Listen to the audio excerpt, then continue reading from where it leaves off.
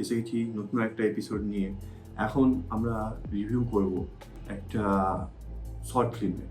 তো ইউটিউবে পরশুদিন একটা আমিষ বলে শর্ট ফিল্ম আসে, তো আমি ওটা দেখলাম। তো আমার মনে হলো এটা রিভিউ করা দরকার, কারণ কি কিছু কিছু জিনিস এর মধ্যে আমার বেশ ভালোই লেগেছে।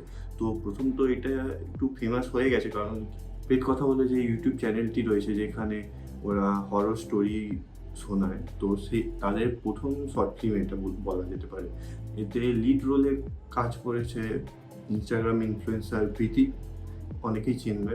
একটা ডিরেক্টর, এডিটার আর স্ক্রিন প্লে রাইটার হচ্ছে অরুণাভ খাসনভিস, আর গৌরব তপাদার প্রডিউস করেছিল এই ফিল্মটাকে। তো এসে যাই এই ফিল্মটায় কী কী আমার ভালো লেগেছে আর কী কী খারাপ লেগেছে। যখন আমি এটা দেখা শুরু করি এই শর্ট ফিল্মটা, তো কোনো অ্যাঙ্গেল থেকে মনে হচ্ছে না যে এটা একটা আমি কোনো ইউটিউবের কাজ দেখছি। ক্যামেরার কাজ আর লাইটিংয়ের কাজ অসাধারণ হয়েছে। কোথায় কোন জায়গায় কীভাবে ডার্ক মোডে লাইটিংটাকে এভাবে খেলাতে হবে, কোন ক্যারেক্টারের সঙ্গে কী লাইট দিয়ে ব্যাকগ্রাউন্ডে রাখতে হবে, সেই জায়গায় সেই কালার গ্রেডিং আর লাইটিং অসাধারণ। আর ক্যামেরার অ্যাঙ্গেল মানে অ্যাকচুয়ালি আমরা জানি তো ভূতের কাজ, মানে ভূতের কোনো মুভি বা কিছু দেখছি যখন, তো সেগুলো বেশিকটাই নির্ভর করে ক্যামেরার উপর দিয়ে। তো ক্যামেরার কাজ অনুযায়ী আর সাউন্ড অনুযায়ী আমরা জাম্পস্কেয়ারগুলো পাই। তো এখানে ক্যামেরার কাজ দারুণ হয়েছে। বাট একটা কথা বলবো কি, জাম্পস্কেয়ারের মোমেন্ট অতটা ওরা বিল্ড আপ করতে পারেনি, একটা দুটো জায়গায় লাগে। বাট সেটা কারণটাই পরে আসছে, যে ডিরেকশন দিয়েছে দারুণ, আর টপিকটাও বেশ ভালোই।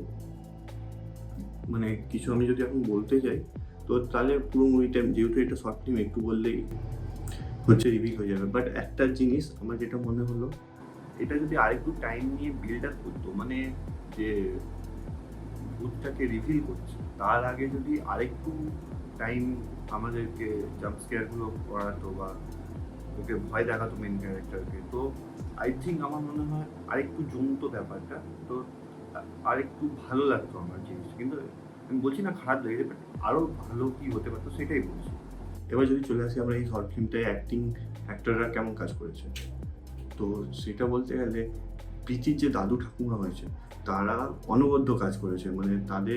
তাদের যে অ্যাক্টিং, তাদের যে রোলগুলো লেখাও হয়েছে, মানে দেখলেই বোঝা যায় না ভাই এখানে তো কিছু গড়বড় আছে, এটা তো প্রথম থেকেই ফিল দিয়ে দেয়, ঠিক আছে। আর দ্বিতীয়ত যে প্রীতির কাজ কিছু কিছু মোমেন্টে আমার ভালো লেগেছে, কিছু কিছু মোমেন্টে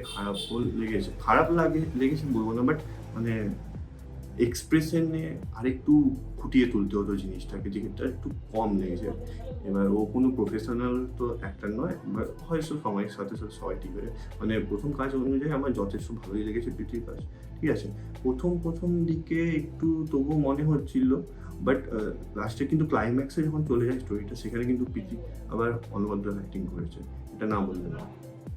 তো আশা করবো যারা দেখেনি তারাও দেখবে, অবশ্যই দেখবে।